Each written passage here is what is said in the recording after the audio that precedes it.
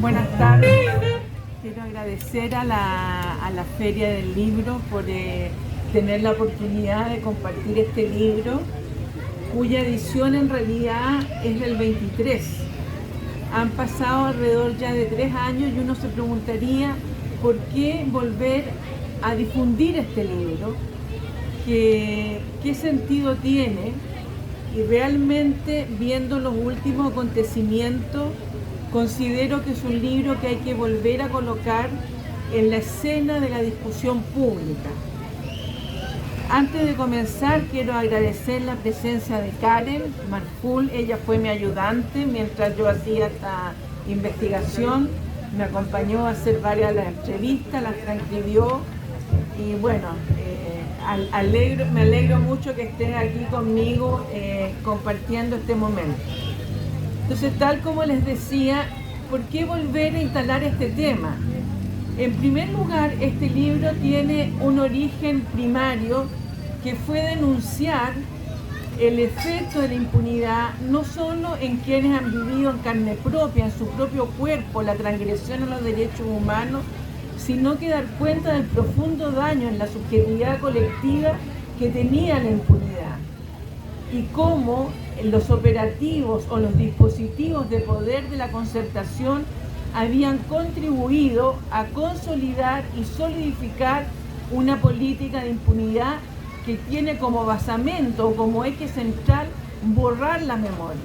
No se trata solo de no recordar las víctimas y las personas que fueron heridas en su lucha por recuperar la democracia, sino que también se trataba de borrar un ideario de rebeldía, de oposición al sistema, de pensar que había un modelo distinto que podía ser posible. Y esa es la razón por la cual siempre el centro de la defensa de los derechos humanos desde el poder fue la defensa por el tema de los detenidos desaparecidos, y eso continúa siendo así hasta el día de hoy. Quienes han sido sacados de la escena son los sobrevivientes a la tortura, porque ellos portan una historia y portan una rebeldía que se quiere hacer desaparecer. Se nos instala también la idea de que esto es muy antiguo, que pertenece al pasado, pero resulta que los sobrevivientes siguen estando vivos y padeciendo la exclusión, la estigmatización y la imposibilidad de participar realmente en la construcción social. Y no es menos grave recordar que en este gobierno se está discutiendo una ley de impunidad que permite liberar a los pocos violadores a los derechos humanos que han podido ser identificados. Pero no solamente es el tema de la búsqueda de la justicia y la búsqueda de la verdad, sino que también se trata de recuperar una historia de lucha y resistencia. Insisto en este punto porque es una lucha que se dio al margen de las élites del poder y que se mostró y se rebeló y luchó en contra de lo que se ha denominado la política de los consensos. Y nuevamente se está instalando en este país la necesidad de conciliar con la derecha. Una cosa muy distinta es lograr un vasto movimiento social, plural, que albergue distintas perspectivas y distintas ideologías, y otra cosa muy distinta es seguir esta política de pactos con la derecha, que lo que ha conducido es al triunfo de Kast. Por lo tanto, es un libro que sigue siendo vigente para la discusión actual. Y lo otro muy importante es que este libro da cuenta con ejemplos concretos, con experiencias concretas, cómo en la lucha en contra de un modelo se fue gestando redes sociales, se fue gestando una cultura, se fue gestando una construcción de subjetividad rebelde y resistente a los mandatos del poder, sobre todo en un modelo en el que se nos ha instalado que la política es cuestión de expertos, es cuestión de líderes, es cuestión de candidatos, cuando en realidad la política es la obra colectiva de un pueblo.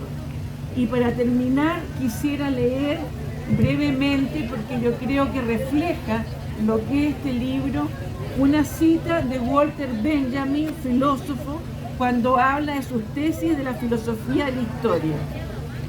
Dice, articular históricamente el pasado no significa conocerlo como verdaderamente ha sido. Significa adueñarse un recuerdo tal como éste relampaguea en un instante de peligro. El peligro amenaza tanto el patrimonio y la tradición como aquellos que reciben tal matrimonio. Para ambos es uno y el mismo peligro de ser convertidos en instrumentos de la clase dominante. En cada época es preciso esforzarse por arrancar la tradición al conformismo que está a punto de avasallarla. Solo el historiador que esté firmemente convencido de que ni aun los muertos están a salvo del enemigo si éste vence, tendrá el don de encender la chispa de la esperanza, y este enemigo no ha cesado de vencer. Gracias.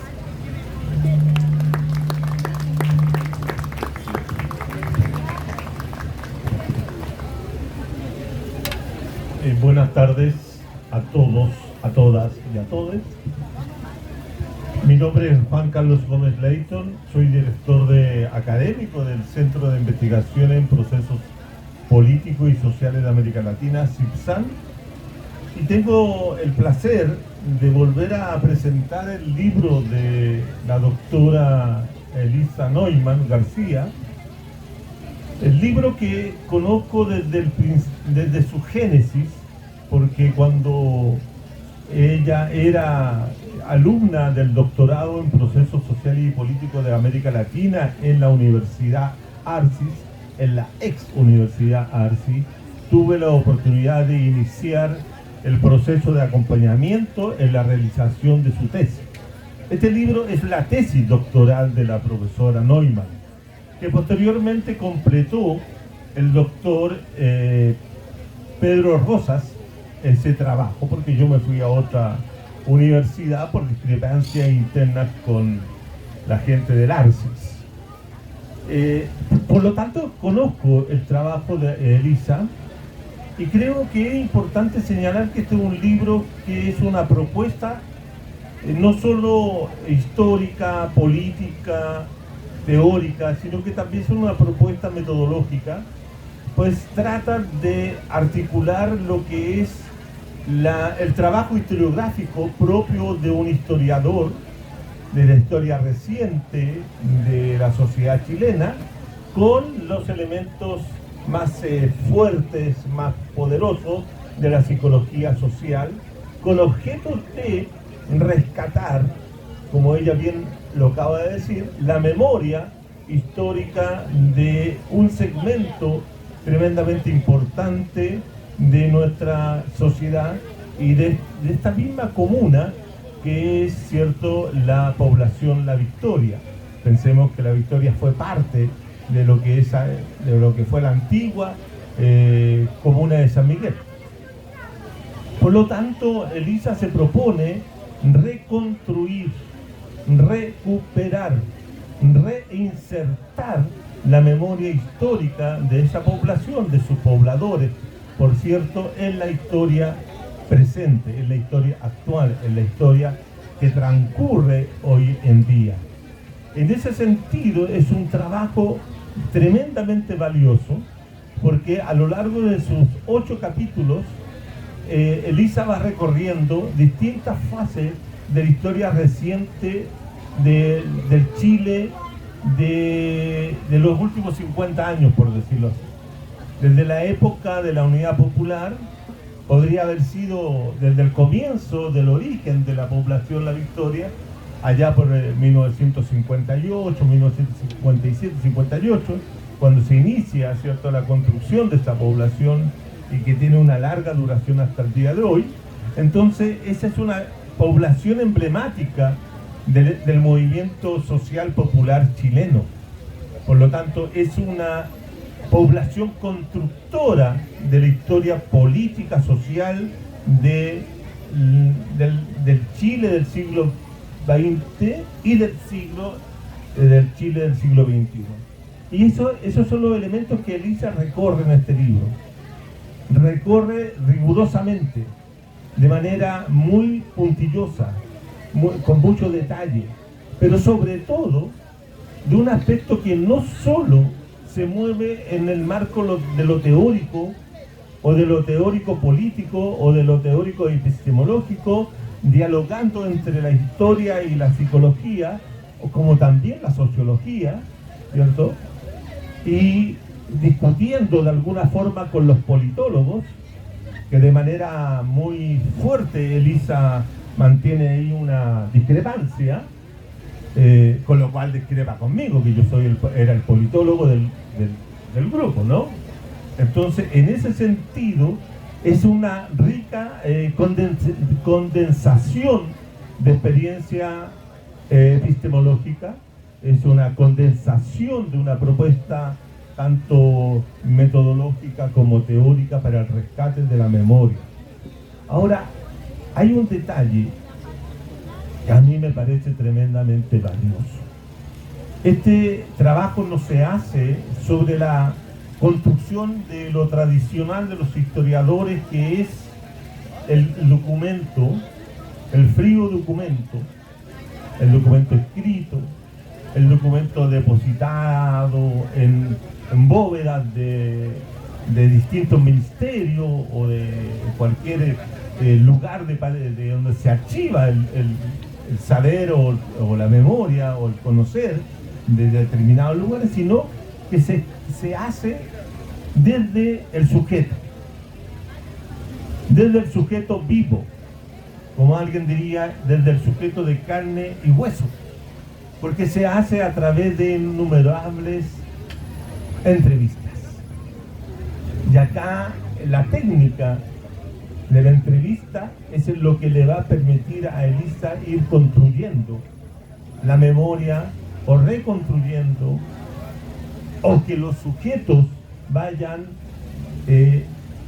manifestando su memoria de manera hablada, y ella la va registrando, y eso va quedando en grabaciones, y las grabaciones son después transgrabadas, transcritas, y por lo tanto hay un testimonio que no solamente sirve para hoy día, sino que también va a servir para el día de mañana. Es decir, aquí se creó, a partir de ese conjunto de entrevistas que realizó Elisa, una memoria que queda inscrita en un texto transcrito o en un texto grabado, que el día de mañana puede ser la arqueología de los historiadores del futuro. Es decir, puede ser reinterpretado. Lo que está dicho aquí no es definitivo. Lo que está escrito acá no está definitivo. Por eso este es un libro abierto. No es como son libros que se escriben y se cierran, porque ya se completó el proceso investigativo, se cerró el proceso conclusivo, etcétera, sino que este es un libro que queda abierto. Es un libro que puede ser leído de múltiples formas, sobre un proceso que todavía continúa vivo.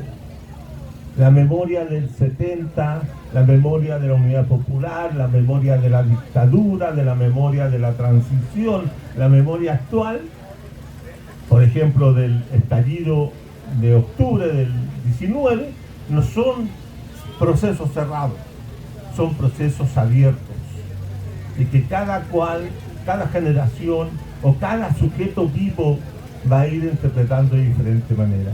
Por eso yo digo que este libro, que busca rescatar la memoria, es un gran libro que debe ser conocido, debe ser atendido, y yo lo recomiendo fervientemente su lectura.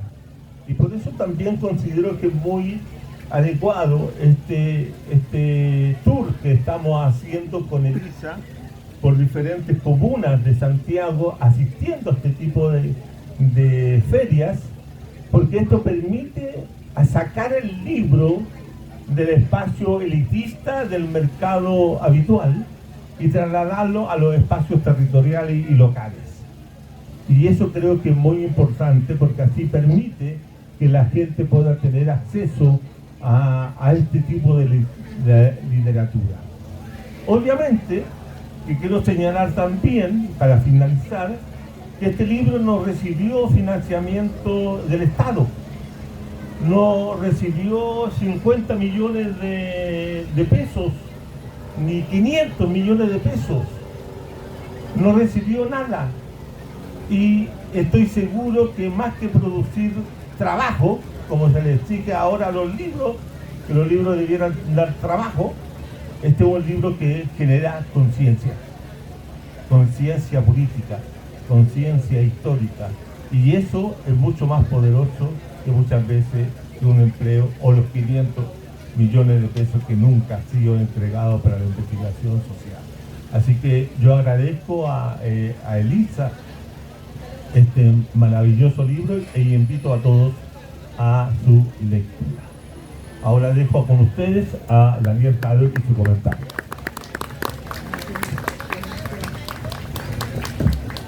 Bien, muy buenas tardes a todos y a todas.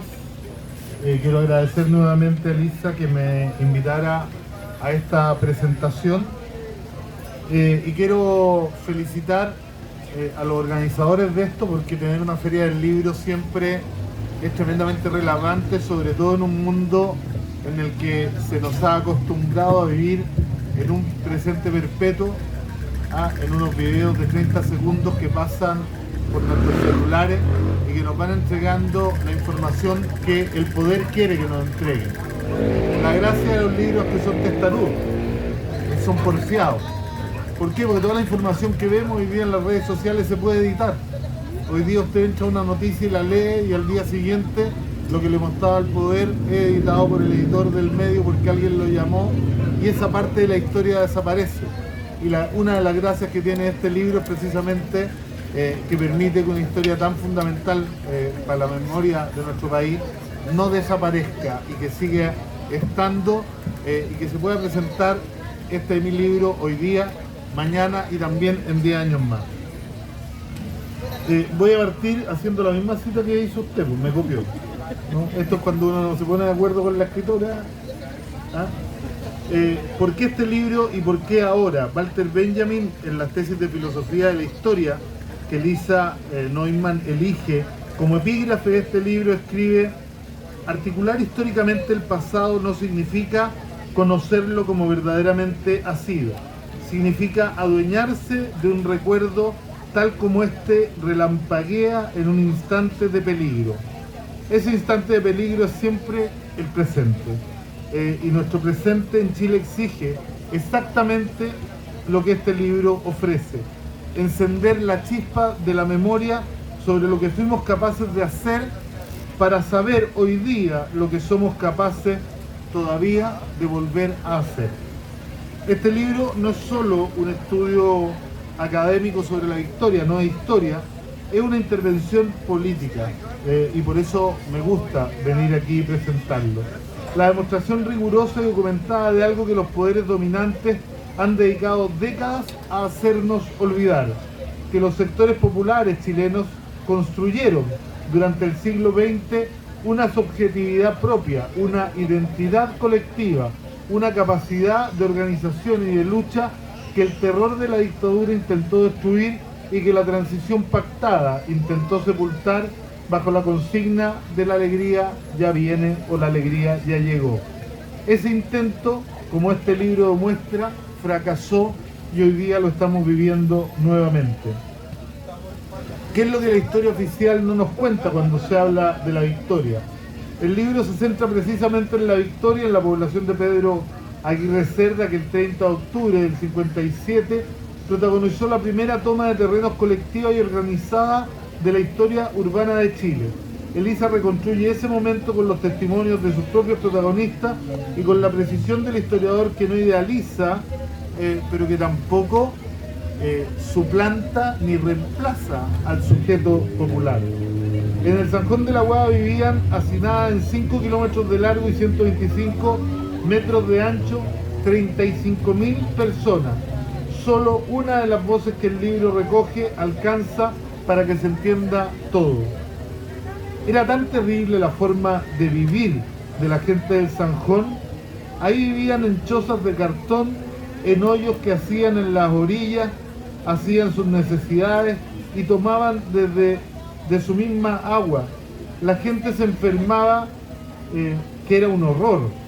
Este es un testimonio recogido en el grupo de salud poblacional, ¿no? Del libro. Durante más de 10 años fueron a golpear puertas las instituciones del Estado, esto todavía pasa, ¿no? Le hicieron tramitar una y otra vez. Los políticos les prometieron una y otra vez. Un día uno de los dirigentes subió a dejar una carta a la Corvi. Cuando bajó a buscar un paquete y volvió, la carta estaba en el canasto de la basura. El papel que entregaron en el canasto. No dijeron que no, ni una cosa, pero lo votaron. Eso es lo que hacía el Estado con sus pobres y es lo que está haciendo hoy con los recortes. Fue entonces que se forjó la consigna que debe hacernos reflexionar a todos los que hacemos política en Chile todavía hoy. Trabajar sin transar ni descansar hasta la casa conquistar. Consigna de los pobladores del Sanjón en 1957. Esto lo puse hoy día, este libro lo presentamos hace un par de semanas, la presentación fue completamente distinta a la que hice yo. Lo hice hoy día porque en ese entonces no nos habíamos enterado del recorte a la cantidad de subsidios habitacionales que está haciendo este gobierno. Este gobierno que se permite hacer ese recorte porque en nuestra constitución, esa que la mayoría de los chilenos rechazó el 4 de septiembre del 2021, no está el derecho a la vivienda como un derecho que obligue al Estado. Es una mercancía que ni siquiera obliga al mercado. Y hoy día, al parecer, este gobierno está retrocediendo a algo que va más atrás de la década del 70. La decisión que lo cambió todo llegó con una frase que Guillermina Farías, una de las protagonistas de la toma, registró con su testimonio con toda la dignidad de quien ya no tiene nada que perder. A la mierda con la legalidad y los trámites burocráticos. Da que pensar, ¿no? La madrugada del 30 de octubre los pobladores le pusieron sacos. Da para pensar, ¿no? Le pusieron sacos a los cascos de los caballos y a los carretones para no hacer ruido y se fueron. Y cuando llegaron los carabineros, esos que algunos les dicen Paco porque son los personal a contrata, ¿no? A las 6:30 de la mañana y ya eran 2000 familias y la llamaron La Victoria. Eso es lo que este libro documenta, que la primera victoria del movimiento de pobladores chilenos no fue ningún regalo del Estado y no tuvo nada que ver con la discusión sobre el derecho a la vivienda, sino que fue un acto de desobediencia civil masiva. Eso que le duele tanto a la derecha y a algunos progresistas de hoy día. Un acto de desobediencia civil masiva, planificada, orgánica, que obligó al Estado a retroceder y a responder, y que esta victoria fue posible porque la izquierda chilena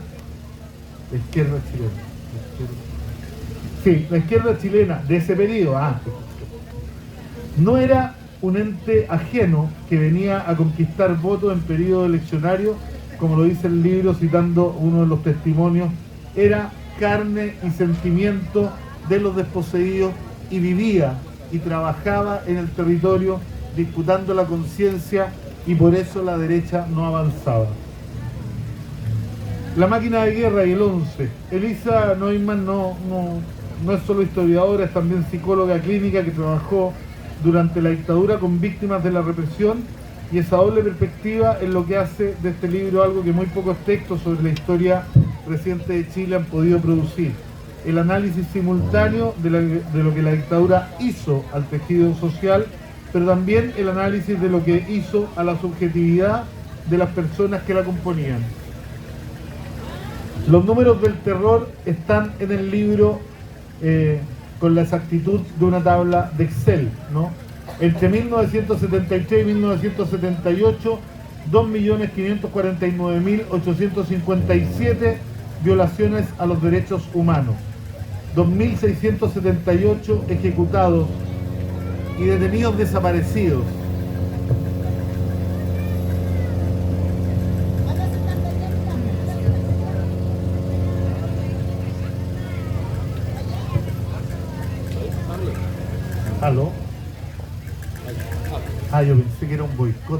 un lugar. Gracias, compañero. Me quiero detener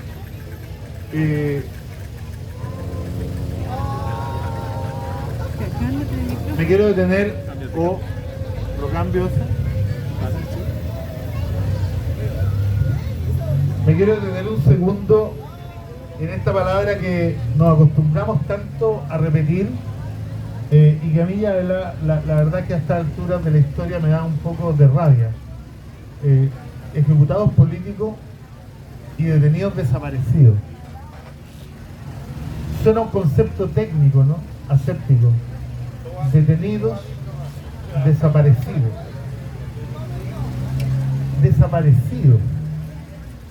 Pero no desaparecidos, ¿no? Fueron torturados, fueron encarcelados, fueron asesinados, fueron arrancados de sus hogares, fueron arrancados de sus familias, fueron mutilados, fueron cortados en pedazos, fueron arrojados al mar y sus cuerpos fueron hechos desaparecer después de haber sufrido eso que la palabra detenidos desaparecidos oculta. Por eso que es tan relevante la memoria. Porque los ejecutados políticos también es un concepto frío. Es como la diferencia entre ir a comprar a La Vega y entrar a un supermercado. En La Vega uno siente los olores, siente las sensaciones que provoca. En el mercado no, nada, todo es aséptico, nada huele a nada. Estos términos que la política ha instalado para hablar de todo el dolor que la dictadura nos produjo son lo mismo, ¿no? Una forma de hablar de ello que ojalá algún día empecemos a erradicar. Pero el libro describe con una exactitud que nadie puede capturar es para qué sirvió todo eso. La declaración de principios de la Junta Militar lo decía sin ninguna caricatura, sin ningún disfraz, ¿no? Resulta imperioso cambiar la mentalidad de los chilenos. El gobierno de las Fuerzas Armadas aspira a iniciar una nueva etapa en el destino nacional, abriendo el paso a las nuevas generaciones de chilenos formados en una escuela de sanos hábitos cívicos. Suena bonito. Cambiar la mentalidad de los chilenos, eso es lo que la Junta declaró como objetivo.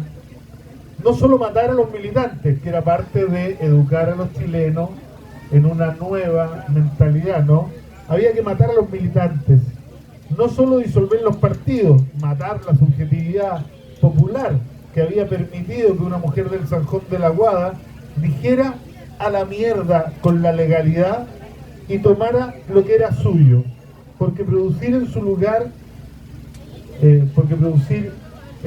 un sujeto dócil era lo que la dictadura necesitaba, un sujeto obediente, centrado en el consumo, volcado al mundo privado, desinteresado de los asuntos públicos, el sujeto que el modelo neoliberal necesita para funcionar. Los griegos le tenían un nombre interesante a este sujeto. Era un idiota, ¿no? Idiota, de idiotez, de aquel que no se preocupa de los asuntos públicos, ¿no? Lo que Lisa documenta con testimonios de primera mano en los capítulos sobre la victoria en dictadura son mucho más que los allanamientos, los detenidos, los baleados, los torturados. Documenta algo que los informes de verdad y reconciliación nunca cuantificaron: la destrucción de la confianza, la destrucción de la solidaridad, la destrucción de la capacidad de organizarse y de hacernos solidariamente responsables del destino de los otros. De la solidaridad se pasó a la desconfianza y empezamos a desconfiar los unos de los otros. De la libre expresión al acallamiento temeroso, a la autoinhibición. Del nosotros al cada uno en su casa y al cada uno se salva solo. Era frecuente durante la noche escuchar ráfagas de metralletas de verdad. y encontrar al día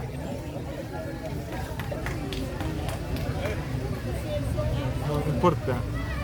Diego, ¿alguien tiene una luz Con yo soy muy ciego. con el celular. Préstame el celular.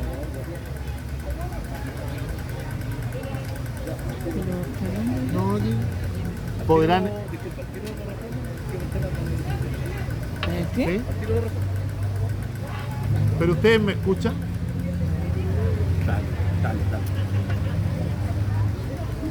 Era frecuente durante la noche escuchar ráfagas de metralletas y encontrar al día siguiente personas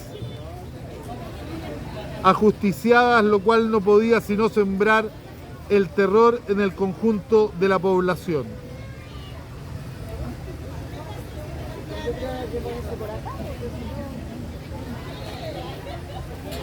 El capítulo que más me interpela de este libro es el que Elisa titula Los gobiernos post-dictadura, justicia y democracia en la medida de lo posible. Porque lo que este capítulo documenta no es solo la impunidad de los violadores de derechos humanos, es la operación política más profunda de la transición, el borramiento deliberado de la conexión entre la violencia represiva y la imposición del modelo neoliberal. La Concertación, junto con decidir no juzgar a los torturadores, decidió no examinar la relación entre lo que esos torturadores hicieron y el sistema económico que ese terror hizo posible. Yo creo que la Concertación, dicho en otras palabras, nos ocultó algo tremendamente incómodo a los chilenos. Algo que no dijeron en la campaña del 88. Y era que ellos habían tenido un proceso de convergencia ideológica en lo económico con la derecha. Y que se habían convertido en neoliberales. Y que sin embargo nos prometieron cambiarlo todo, pero sabiendo siempre que no iban a cambiar nada. Porque si se nombraba esa conexión, si reconocían esta verdad incómoda, la transición se quebraba y prefirieron la estabilidad de los acuerdos a la verdad que permitía la justicia. Patricio Aylwin lo dijo en su mensaje al Congreso el 21 de mayo del 90, a 70 días de asumir la presidencia. Elisa lo cita textualmente: procuraré el juzgamiento de acuerdo a la ley penal vigente, se derogarán aquellas normas procesadas que obstaculizan la investigación judicial. Esto decía el programa de gobierno. Nada de esto se hizo. Esto de acostumbrarse a mentir me recuerda, ¿se acuerdan esa entrevista de Carter antes de las elecciones, no? Cuando dijo que iban a recortar 6.000 millones, pero que no nos podían contar la verdad de dónde lo iban a recortar, porque él lo decía, ¿no? Si la contaban se iba a encender Chile. Yo estoy esperando la chispa. Ahora ya sabemos, ¿no? Ese era el programa. Luego vino la realidad. La Comisión Rettig nunca ofició a los tribunales, aunque tenía todos los antecedentes. Los archivos fueron reclasificados, manipulados. Los nombres de los victimarios entregados por los sobrevivientes fueron ocultados. La tortura fue excluida del mandato de la comisión bajo el argumento falaz de que eran demasiados casos. Y eran demasiados, pero no era ninguna razón para ocultarlo. Desde el poder se instaló la idea de que exigir justicia era un acto vengativo.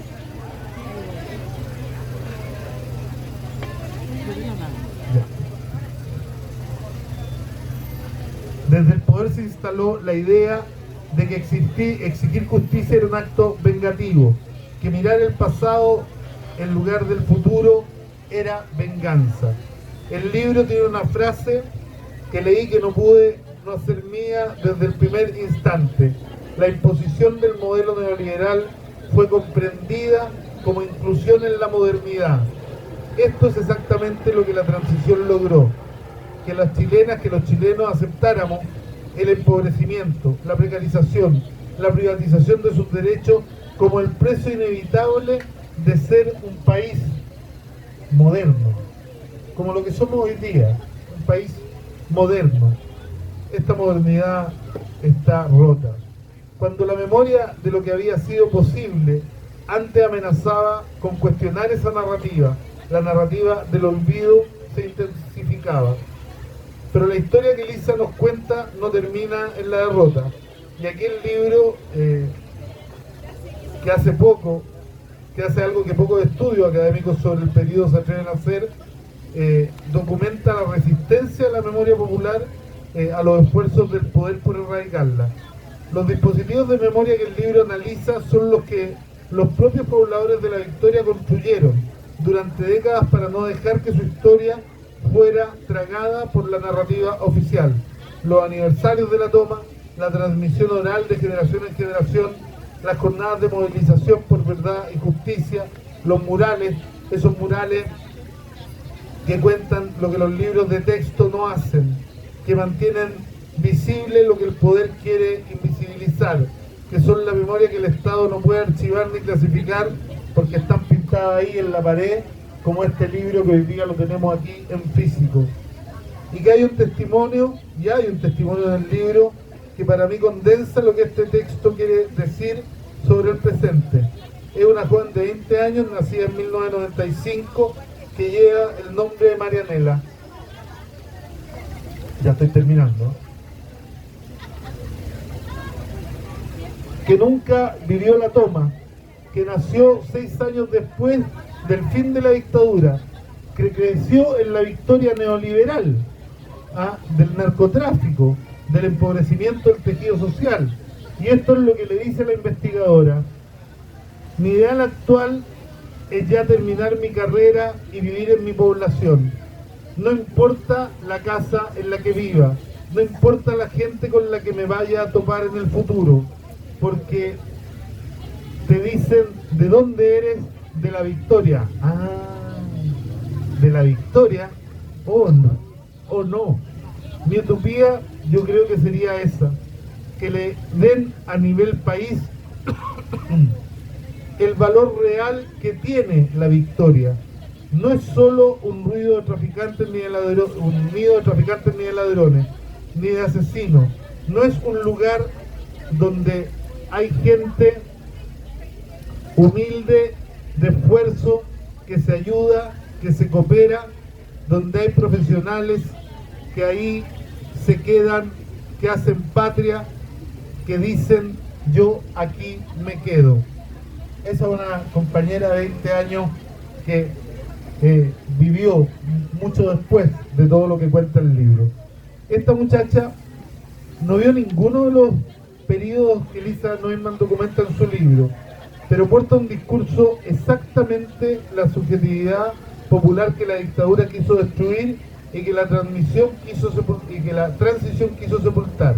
El orgullo de clase, eso que hoy día no existe. El orgullo ideológico, que tampoco existe. Hoy día tenemos vergüenza de clase y vergüenza ideológica. Les da vergüenza defender a Cuba, les da vergüenza hablar del imperio, les da vergüenza hablar de la explotación, pero se dicen progresistas, ¿no?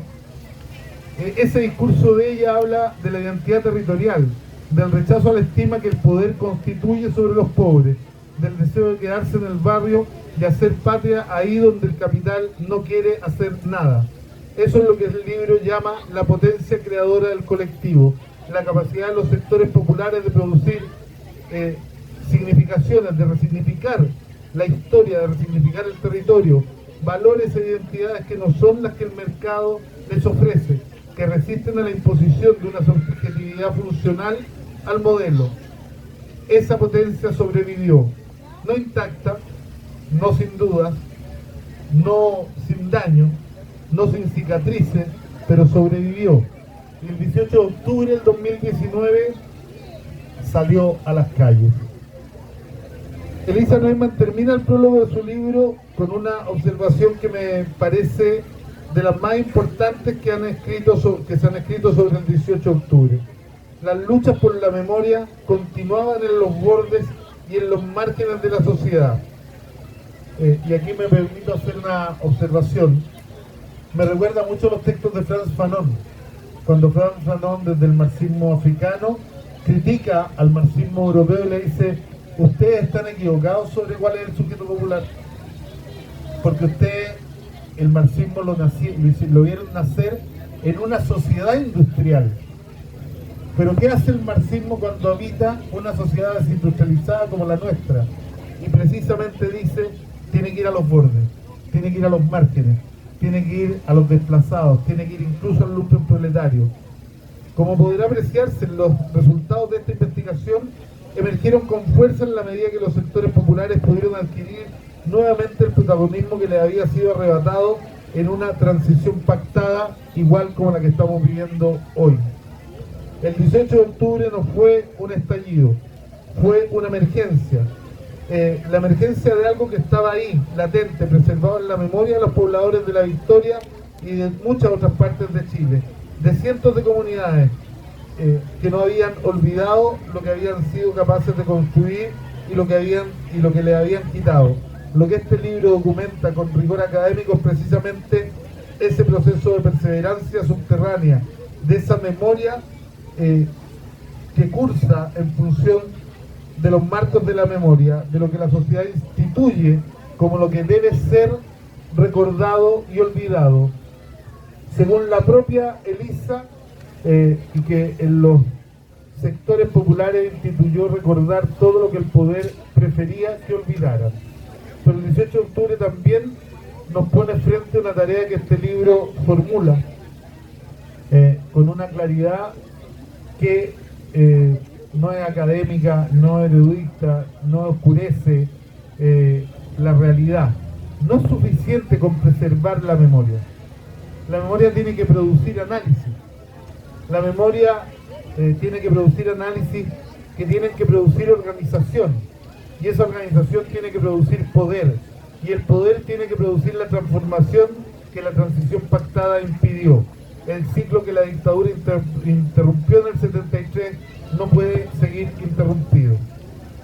Con esto termino. Escribe en sus reflexiones finales Elisa una frase que vale la pena citar entera porque resume lo que este libro quiere hacer y por lo mismo los invito a leerlo. Rastrea, interroga, problematiza las vicisitudes de la subjetividad popular, no para quedar fijados a un pasado nostálgico, sino también para comprender nuestro presente y examinar las condiciones de posibilidad de otro futuro posible. Ese es el programa de este libro, que no es la nostalgia de lo que nos fue, no es el llanto que hemos llorado suficiente ya de lo que se perdió, sino que es la pregunta de lo que es posible ahora cuando el pinochetismo está de vuelta. Y para responder esa pregunta hay que saber cómo se construyó la victoria, cómo funcionó la solidaridad en la oscuridad de los allanamientos, cómo los partidos políticos de izquierda, que eran carne y sentimiento de los desposeídos, transformaron la desposesión en energía, cómo la memoria sobrevivió en los murales y en los aniversarios y en las historias que se transfirieron de padre a hijo y de abuela a nieta. Hay que saber todo eso para entender cómo hacerlo de nuevo, mejor, más orgánico, más consciente de su propia fuerza y de sus propios límites. Los que creyeron que el modelo podía cambiar la mentalidad de los chilenos, definitivamente, que podían producir un sujeto dócil que aceptara para siempre la injusticia como natural, tuvieron razón durante décadas. Y luego una joven de 20 años llamada Marianela, que nació en el 95, les dijo que su utopía era quedarse a vivir en su población, porque ahí hay gente que hace patria, y millones de personas salieron a las calles el 18 de octubre a hacer patria, y la mentalidad no cambió como ellos querían, cambió como nosotros queríamos, y es lo que tenemos que volver a hacer. Ser chileno es un honor, ser victoriano es un privilegio. Ese es el lema que el libro recoge de los propios pobladores de La Victoria, y yo les digo, lean este libro y serán un poco victorianos también, porque la batalla que este libro documenta es la batalla de todos nosotros, los que todavía, la que todavía no termina, la que no puede terminar hasta que logremos lo que aquellos que pusieron sacos en los cascos de sus caballos para no hacer ruido, salieron a buscar esa madrugada del 30 de octubre del 57. Una vida digna para todos y todas, sin tener que pedirle permiso a nadie para merecerla. Muchas gracias, compañeros.